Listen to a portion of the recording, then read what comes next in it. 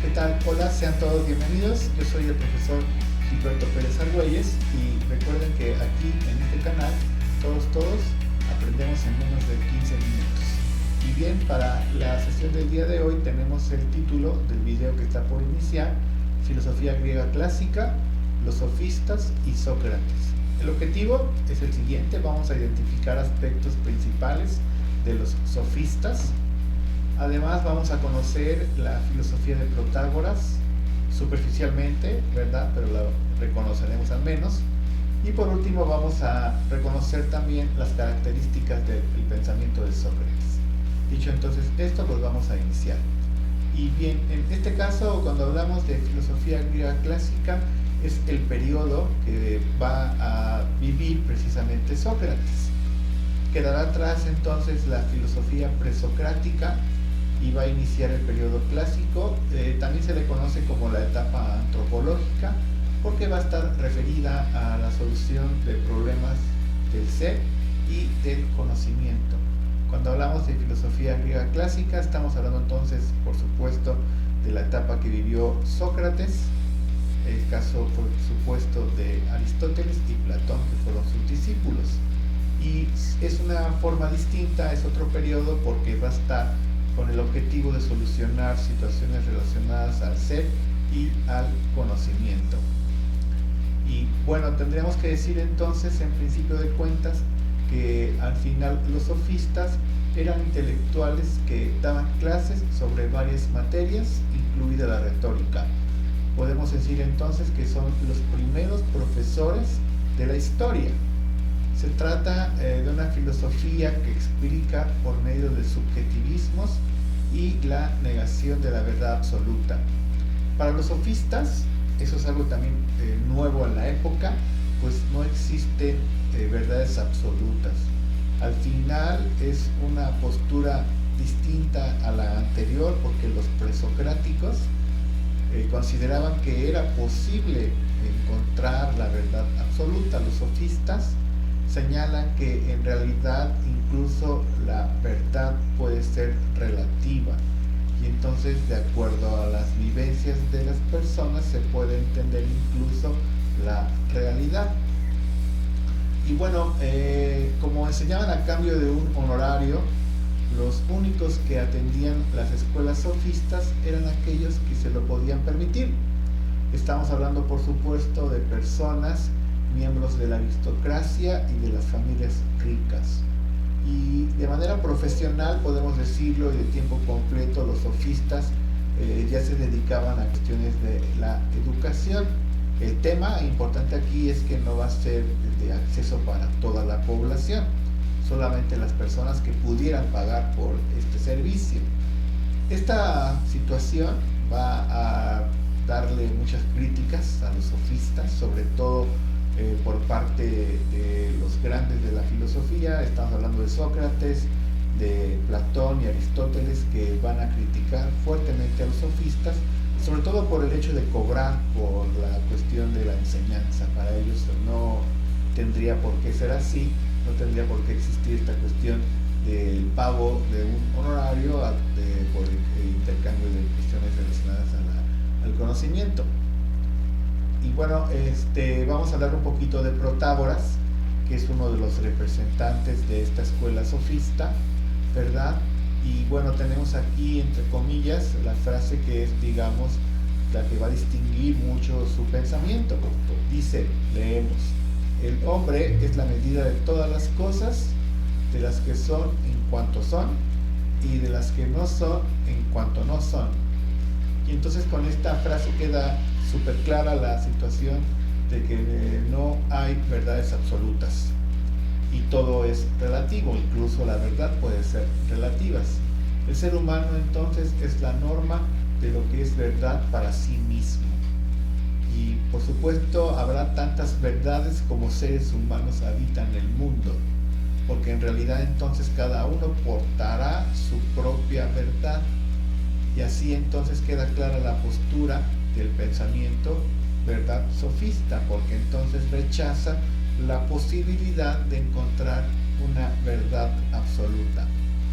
Y vamos a platicar entonces ahora un poco sobre Sócrates. Él va a ser una persona que va a vivir una vida austera, ¿no? Gran parte de su existencia transcurre en plazas públicas, en mercados, ¿verdad? En lugares donde él solía dialogar con las personas para encontrar el camino hacia el saber, encontrar el camino hacia el conocimiento. Vestía siempre igual, no le importaba qué época del año se estuviera viviendo, andaba descalzo y todo el tiempo desalineado. Maestro de Platón y Aristóteles, y una de sus, digamos, características es que acá la situación es que en realidad Sócrates no deja algo escrito. Lo que se conoce, sus ideas se conocen gracias a sus discípulos. Principalmente Platón va a ser uno de los pensadores que va a recoger mucho a través de sus escritos el pensamiento de Sócrates. Y bueno, consideraba que era importante reconocer lo que sabemos, ¿no? Y también, por supuesto, reconocer lo que desconocemos. Y así entonces debemos ser humildes en el conocimiento. De allí su frase, solo sé que no sé nada.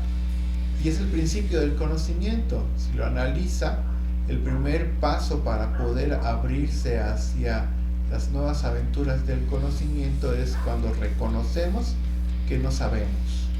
En tiempos actuales puede ser complicado incluso reconocer la propia ignorancia, dada la velocidad con la que podemos obtener información a través de, por ejemplo, buscadores como Google. Y entonces en tiempos actuales reconocer la propia ignorancia hasta parece absurdo. Para Sócrates nada que ver, porque en realidad lo que él considera es que debemos estar abiertos sobre todo a considerar que somos ignorantes, que no todo lo sabemos y que podemos tener esta posibilidad de saber más. El saber que podemos saber más puede ser una excelente noticia y sobre todo estar dispuestos a abrir, ¿no?, nuestro pensamiento a nuevas ideas. Solo sé que no sé nada es el inicio del camino hacia el conocimiento. Bueno, en cuanto al método para lograr el conocimiento, por supuesto tendríamos que hablar de la mayéutica, que es la forma en la que Sócrates intenta lograr el camino al saber. Inicia el proceso a través de la generación de preguntas. Me parece que es trascendental porque cuando somos capaces o tenemos la habilidad para preguntar, podemos encontrar mejores formas de entendimiento. Sócrates era muy bueno en este tema, sobre todo de la situación de plantear preguntas. Una vez que se plantean las preguntas, el siguiente paso, el número 2, es la discusión de ideas para provocar sobre todo la confusión, la problematización e incomodar. Preguntas incómodas pueden lograr mejores saberes. Para Sócrates era la forma de lograr el conocimiento a través de estas preguntas incómodas para que las personas vieran cosas que nunca habían visto. El número 3 de este proceso de la mayéutica pues sería la situación de lograr generalizaciones e ideas universales. O sea, nos estamos refiriendo a la habilidad de conceptualizar. Cuando discutimos algo, cuando aprendemos algo y somos capaces de conceptualizarlo, seguramente estamos ya en esta posibilidad del entendimiento, del conocimiento. Para Platón entonces, la mayéutica es la forma en que el ser humano puede lograr el conocimiento. Bueno, otra de las ideas importantes, cortita esta idea, pero me parece bastante sustancial, es la situación del conócete a ti mismo. El autoconocimiento logra la sabiduría filosófica, diría Sócrates. Cuando somos capaces de conocernos a nosotros mismos, determinando quiénes somos, de dónde venimos, hacia dónde vamos, o incluso cómo nos definimos a nosotros mismos, sería la manera de darse cuenta de un mejor entendimiento o autoentendimiento de nosotros mismos, y es el primer camino para poder gobernarnos a nosotros mismos y así poder incluso gobernar a otros, ¿no? En sentido de que la política podría ser una forma de entenderse de esta manera, ¿no? En este caso, conócete a ti mismo es la forma de poder tener mejores relaciones sociales cuando somos capaces de entendernos a nosotros mismos, podemos entender seguramente a los demás.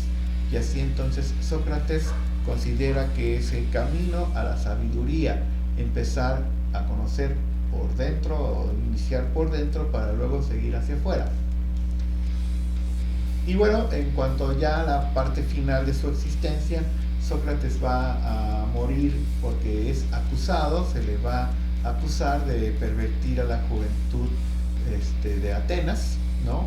Sus ideas parecían muy revolucionarias y entonces se le va a juzgar y se le va a condenar a morir tomando la cicuta. Lo está usted viendo en la imagen.